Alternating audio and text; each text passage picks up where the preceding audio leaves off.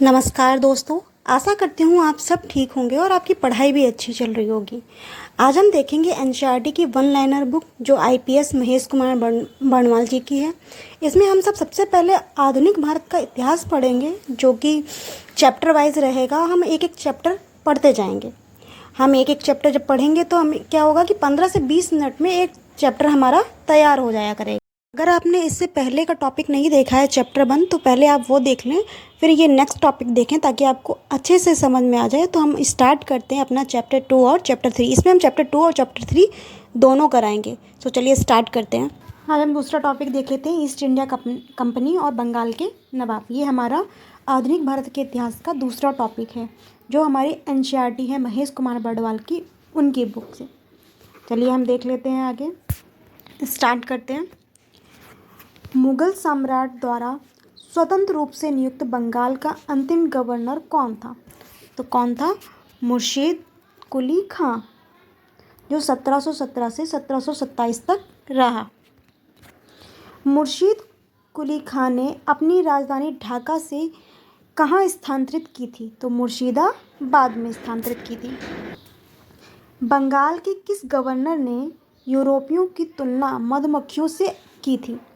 तो बंगाल के कौन से गवर्नर थे जिन्होंने यूरोपियों की तुलना मधुमक्खियों से की थी? तो कौन से थे? अलीवर्दी खां। 20 जून 1756 को प्रसिद्ध ब्लैक होल की घटना बंगाल के किस नवाब के शासनकाल में हुई थी? तो सिराजुद्दौला के शासनकाल में हुई थी। 9 फरवरी 1757 को अलीनगर की संधि किसके मध्य संपन्न हुई? तो किसके मध्य संपन्न हुई थी? क्लाइव एवं सिराजुद्दौला के मध्य। प्लासी के युद्ध के समय बंगाल के नवाब का सेनापति कौन था जिसने युद्ध में विश्वासघात किया था? तो कौन था? मीर जाफर। प्लासी के युद्ध के समय मुगल बादशाह कौन था? आलमगीर द्वितीय था। प्लासी के युद्ध के पश्चात बंगाल का नवाब कौन बना? मीर जाफर। भारत में ब्रिटिश प्रभुत्व की शुरुआत किस युद्ध से मानी जाती है? तो किस युद्ध से? प्लासी के युद्ध से मानी जाती है जो 23 जून 1757 को हुआ था। 1760 में अंग्रेजों ने मीर जाफर को हटाकर किसे बंगाल का नवाब बनाया? तो किसे बनाया था? मीर कासिम को। 22 अक्टूबर 1764 को बक्सर के युद्ध में अंग्रेजों ने मीर कासिम, अवध के नवाब सिराजुद्दौला तथा दिल्ली के मुगल सम्राट शाह आलम द्वितीय की सम्मिलित सेना को पराजित किया था। किसे पराजित किया था? दिल्ली के मुगल सम्राट शाह आलम की सम्मिलित सेना को पराजित किया था। बक्सर के युद्ध के समय ब्रिटिश सेना का सेनापति कौन था? तो कौन था? हेक्टर मुनरो था। बक्सर के युद्ध के समय बंगाल का नवाब कौन था? मीर जाफर था। बक्सर के युद्ध के पश्चात इलाहाबाद की प्रथम संधि मुगल सम्राट शाह आलम द्वितीय, बंगाल के नवाब नजमुद्दौला तथा क्लाइव के मध्य इलाहाबाद की द्वितीय संधि क्लाइव तथा अवध के नवाब सिराजुद्दौला के मध्य संपन्न हुई। किस संधि के माध्यम से अंग्रेजों को बंगाल, बिहार और उड़ीसा की दीवानी प्राप्त हुई थी? किस संधि के माध्यम से हुई थी? तो इलाहाबाद की संधि के माध्यम से। स्वर्ग से उत्पन्न सेना नायक किसे कहा गया? रॉबर्ट क्लाइव को कहा गया। इलाहाबाद की संधि के पश्चात बंगाल के द्वैत शासन की स्थापना किसके द्वारा की गई? तो किसके द्वारा? रॉबर्ट क्लाइव के द्वारा की गई। ये तिथियां देख लेते हैं। प्रमुख घटनाएं। ब्लैक होल की घटना कब हुई? 20 जून 1756 को हुई थी। अलीगढ़ नगर की संधि कब हुई थी? 9 फरवरी 1757 को हुई। प्लासी का युद्ध कब हुआ? जो अभी थोड़ी देर पहले पढ़ा हम लोगों ने, 23 जून 1757 को हुआ। बक्सर का 22 अक्टूबर 1764 को हुआ। इलाहाबाद की प्रथम संधि कब हुई? 12 अगस्त 1765 को हुई। इलाहाबाद की द्वितीय संधि कब हुई? तो 16 अगस्त, 4 दिन बाद ही हो गई थी, 1765 को। बनारस की संधि कब हुई? 1773 में हुई थी। चलिए हम लोग ये उत्तर मुगलकालीन राज्यों के संस्थापक बंगाल राज 1717 से 1727 तक मुर्शीद कुली खां ने की थी। हैदराबाद 1724 ईस्वी में की गई निज़ाम उल मुल्क ने उर्फ चिनकिलिच खां। भरतपुर 18वीं शताब्दी में चूड़ामन बदन सिंह ने। कर्नाटक 18वीं शताब्दी में सादत उल खां। अवध 1722 से 1724 तक सादत खां। जयपुर 18वीं शताब्दी में सवाई राजा जयसिंह। रोहेल पठान 18वीं शताब्दी, मोहम्मद खां बंगश, मैसूर 18वीं शताब्दी में हैदर अली। वर्ष 1842 से 44 तक गवर्नर जनरल रहे लॉर्ड एलन ब्रो का कार्यकाल कुशल अकर्मण्य की नीति का काल माना जाता है। ठीक है, तो कब रहे 1842 से 44 तक? कौन?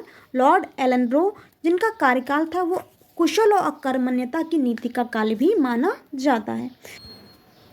हम नेक्स्ट टॉपिक भी आज ही देख लेते हैं अपना, क्षेत्रीय राज पंजाब एवं मैसूर। सिख साम्राज्य का संस्थापक किसे माना जाता है? महाराजा रणजीत सिंह 1799 ईस्वी में। महाराजा रणजीत सिंह किस मिसल से संबंधित थे? सुकर चकिया से संबंधित थे। महाराजा रणजीत सिंह के राज्य की राजधानी कहाँ थी? तो कहाँ थी? लाहौर में थी। महाराजा रणजीत सिंह ने सुप्रसिद्ध कोहिनूर हीरा किससे प्राप्त किया था? शाह शुजा से प्राप्त किया था। 25 अप्रैल 1809 को अमृतसर की संधि किन के मध्य संपन्न हुई? महाराजा रणजीत सिंह तथा अंग्रेजों के मध्य संपन्न हुई। महाराजा रणजीत सिंह एक धर्मनिरपेक्ष शासक थे, इसलिए उन्होंने कहा था, क्या कहा था? ईश्वर की इच्छा थी कि मैं सब धर्मों को एक निगाह से देखूं, इसलिए उसने दूसरी आंख की रोशनी ले ली। वर्ष 1845 में प्रारंभ हुआ प्रथम आंग्ल सिख युद्ध के दौरान भारत का गवर्नर जनरल कौन था? तो कौन था? लॉर्ड हॉर्डिंग प्रथम आंग्ल सिख युद्ध किस संधि द्वारा समाप्त हुआ? तो किस संधि द्वारा? लाहौर की संधि द्वारा। महाराजा रणजीत सिंह का उत्तराधिकारी कौन था? तो कौन था? खड़ग सिंह था। महत्वपूर्ण संधियां देख लेते हैं कब हुई।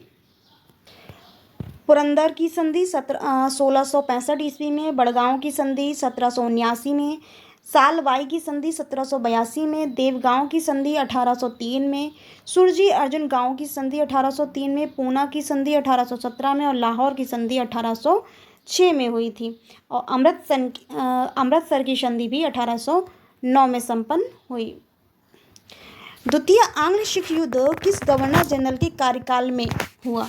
द्वितीय आंग्ल सिख युद्ध लॉर्ड डलहौजी के कार्यकाल में हुआ। 13 जनवरी 1849 को हुए चिलियावाला युद्ध में अंग्रेजी सेना का नेतृत्व किसके द्वारा किया गया? तो किसके द्वारा? लॉर्ड गफ के द्वारा। सिख साम्राज्य का अंतिम शासक कौन था? तो कौन था? दलीप सिंह। 1849 में हुए ब्रिटिश साम्राज्य में सिख साम्राज्य के विलय के दौरान भारत का गवर्नर जनरल कौन था? तो कौन था? लॉर्ड डलहौजी था।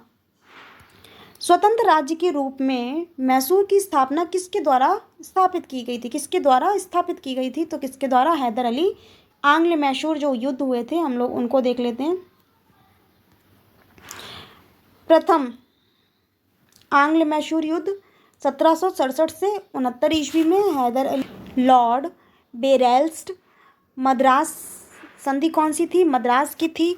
और इसका विशेष क्या था? हैदर अली दक्षिण भारत का प्रथम शासक था जो अंग्रेजों से पराजित नहीं हुआ है। द्वितीय आंग्ल मैसूर 1780 से 1784 ईस्वी में।